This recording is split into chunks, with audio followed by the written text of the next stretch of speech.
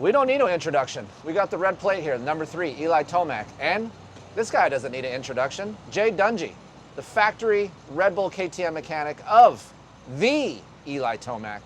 Yep. Look, we'll just start here. We don't even talk about cable clutches. I already screwed that up a long time ago. I lit that out a little bit early. People are pissed off at me. And look, he's on a cable clutch and he's winning races. And I'll just keep eating crow right now because I'm very much like this. Pre-season, when these media things would happen, Jade, and Eli would get asked, what's the favorite part of your bike?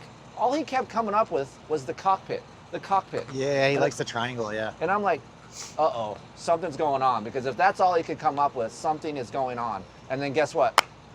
Anaheim 1 shows up, and he tells everyone to go beep themselves.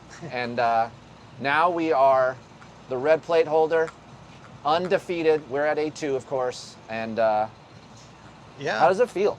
It's good. I mean, it's only the first 2, so there's a lot of racing. So you want to be excited and enjoy it, but there's just got to keep steady and just keep doing your thing every day. And it's just a sticker.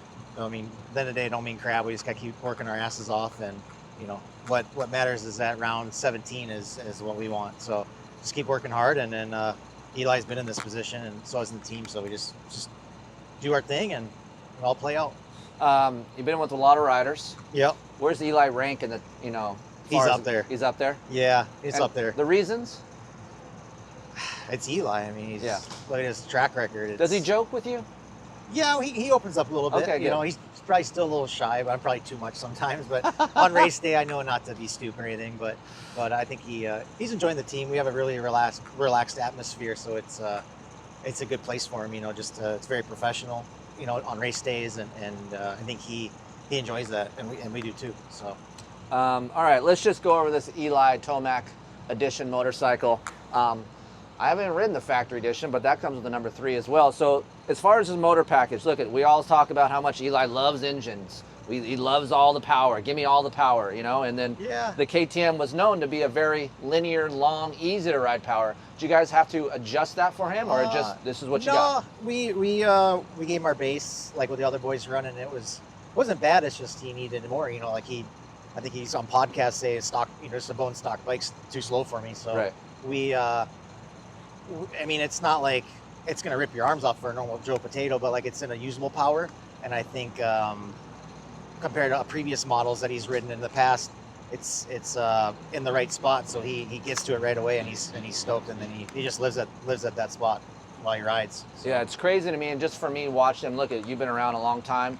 His starts are a lot better, just the way he's starting. And I was, you know, attributing that to like how this power is delivered. It gets the power to the ground. It doesn't spool up quick like a Yamaha. I think it's a lot. It's you have the the data guys. There's just a lot of technology now, and like I said, I think this is our 5th year with this bike. So until you get that first one, it's always you're playing catch up and learning the bike. But we kind of know the ins and outs of this thing, and we're still learning here and there. But be able to get from point A to point B a lot quicker just because we know the setup and we can help him get to that spot. But yeah, a lot of it's just he gives us good feedback, and then we just plug it in and do his thing,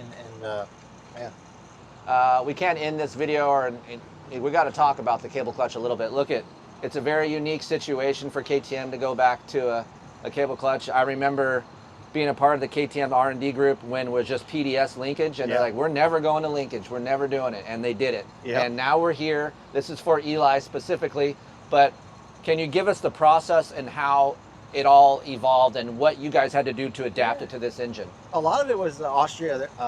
The boys over there, I'm sure everybody's seen online, Eli talked and kind of said what he was looking for, and we knew we could do it, but it's just getting the higher ups to approve it, and it was a lot of work. It wasn't just plug and play. It took us probably about four tries, big tests to kind of get it. Like we got it good at first, but then then you start nitpicking. Hey, I want it to be closer or farther. You need to start working with that stuff with the rider. But yeah, I'd say it was about when you add it all up, it was about a month of just rider R&D, getting everything dialed, and his feedback going back to Austria and getting everything. So it was a process. It wasn't just plug and play. But he's been pretty stoked with it. I mean, function-wise, it works the same as our hydraulic because we worked on the hydraulic to get that as best as we could for him. And at one point he was going to go hydraulic because he felt good, but I think it's just he knows he likes the cable. Like it's just something that's a knack for him, and but function wise they're both very similar. Like last time I checked his, like that is actually a normal feeling cable clutch coming off of what he had at Yamaha. It was like an 85. The pull was so light, and that actually feels like it has some meat within it. So no, you got it, because like at the end of the day we haven't hit a mutter, but you don't want to be frying stuff, so it's you have to have that fine balance between too light or too stiff. But he's been pretty stoked on it. So knock on wood, he hasn't said much in the last probably month. He's just been riding, so that's been good. As far as chassis goes, look, I'm sure you guys already have a base for him. But as far as suspension, how many reiterations do we have on the WP stuff here? Yeah, so with the WP, it took a couple tries. I mean, we gave him our base, and then he wanted a little stiffer, so we worked on that with Ryo and our other guy, Matt. And then with the shock, was just he likes it high, right? He likes it high, so getting high but having not too stiff is the main thing. So it's got good balance. If you sit on like driving around in the pits, like it doesn't feel stink bug to me at all. It's just nice and balanced. So I think we got that happy medium. And like I said, the biggest thing is the cockpit. I think that, I mean, with riders nowadays, comfortability is huge, and I think having a good cockpit for him is key. And look, I'll have his back a little bit on that. Like if you come from a world from a Yamaha, it is a little bit cramped. Eli is a bigger guy, and I'm sure he had to make a lot of adjustments on the previous brand he was on. Yeah. And then when you hop on a KTM, just you guys going to a dealership, it's very comfortable. It's very neutral. And yeah. Did you guys have to do anything to the foot peg offset or anything like that? No, we kind of gave him like our standard, what some of our guys run. But it's crazy. You watched him on his other previous bikes, and he like the first day I saw him on this, I'm like, I expected him to kind of look like how he did on the Yamaha. He kind of looked on the taller side. This thing, you're like, fits it perfect. That was kind of trippy, like seeing like the medium to high riders. They don't look like Bigfoot on it. Yeah. Like the bike looks big for them. So that's been, I think, the cool part for him. So, as far as offset and things, are they still on 24 offset? Yeah, he's just standard in that stuff. Bars, he's on the new 661. I think you had a little hand in that, but it wasn't just plug and play. Reese with Renthal, they came down in December. We had to do a couple little refinements, but he's been pretty happy with that. And somebody the other day asked me what he's hard on, and dude, he abuses the bike, but he's not. What about clutch? Is he hard on the clutch? No, he's not hard on clutch. I think the biggest thing, he just goes through grips, because there's nothing here to kind of like hold him. It's a very clean bar area. Like there's not a lot of shit going on up here, right? So I think that's the biggest thing, is just his grips.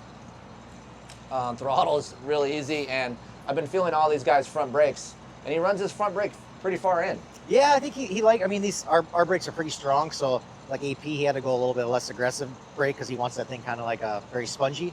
Or I think he brings it close to his finger, but it's when you grab it, it's there. It's got plenty of power. So yeah, it's been nice. So coming out from the Yamaha, he was changing clutches almost every moto. The KTM clutch itself is just a stronger, more durable clutch. Yeah, so I think just all this stuff the engineers have with everything. There's a lot. It's not as easy as everybody thinks. There's some stuff that we learned, and I think what we learned has helped him, have a clutch go longer. But we still check it, because you're gonna, like last weekend we used it a little bit more. It was a little bit tighter track, but yeah, he goes a couple days, 3 days on a practice bike, and mechanic at home checks it, and he's usually in good tolerance. So yeah. And look at the primary gears, obviously are a lot different. But what about final drive? What's he on right now? We're on 1452. I mean, basically this bike is very similar to what you buy in the off the production floor. Like everybody thinks like, oh, we're the factory team, we have all this wild stuff, but the stock bike's a good platform, and like I said, we just got some little refinements that we do, but it's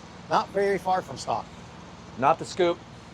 Yeah, we're off of that thing. We learned some stuff. I mean, I'm sure he'll go back to it. It's like anything. It's a good tire, but for these East Coast or these West Coast tracks, it's pretty hard, and that knobby's so good, but when it starts getting like concrete, you just don't get that.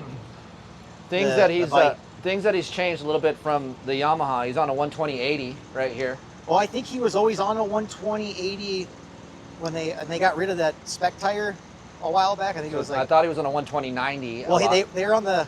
You're right. It was the 90. They got rid of the 90. Then he went to the 80. Yeah. And then ever since they made the new 90, the guys he didn't like how tall and stuff it is. So a lot of guys just like EP and him, they kind of went to the 80, and just because of the carcass is maybe a little bit stiffer. But are we still on the old school Eli Tomac front spec, or we have to go to the A or B spec? No, he's on his normal spec. But like I said, it's hard to beat this. It's production. I think just how it's set up, they did a good job with it. And back in the day, we had a works tire that was similar to this, and a lot of the older riders seem to gravitate to this style tire. So yeah, he enjoys it. He likes it. Seat, is he pretty hard on the seat foam? Does he want new foam every round? Or? No, it's the same seat from A1. I'll change it maybe another race or two just to keep up on it. But our OEM stuff doesn't collapse like, I don't know if the Japanese collapsed, because he said on this Yamaha he had to change it a lot. Where I think the seat foam's it's soft, but it's not like gonna hurt your ass. So yeah, that's been good. All right, well, that's it. Eli Tomac'S factory Red Bull KTM points leader, Jay Dungy, mechanic of many stars over the years. Yeah. And he's a very good follow on Instagram, so I'm sure you guys already do follow him. But do we have the glasses this weekend? I do, yeah. I gotta get a picture with Raj and I'll have an edit later. So the old DV, what are they called? Oakley? Over the top, I think they're called. Oakley? My son got a 3D printer, and I saw that file. I'm like, oh, I'm gonna print this, and then it just. That's great. That's great stuff, everybody. Going, throwing it back. We appreciate the time. Thank you very much. Thank you, guys.